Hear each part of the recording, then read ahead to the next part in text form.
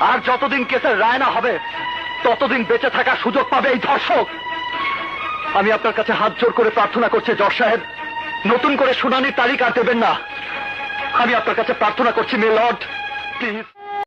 নাবালিক ধর্ষণ, শিশুদের উপর অত্যাচার, মহিলা ধর্ষণ, তাদের উপর নগ্ন হামলা, তাদের মুখে এসিড ছুঁড়ে মারা এদেশের কঠিন বাস্তবতা।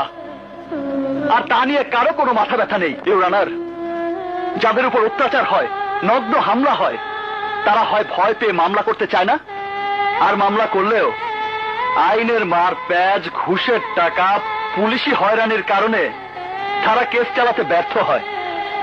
নয়তো টাকার ক্ষমতার সামনে কেসের তদন্তই বন্ধ হয়ে যায়।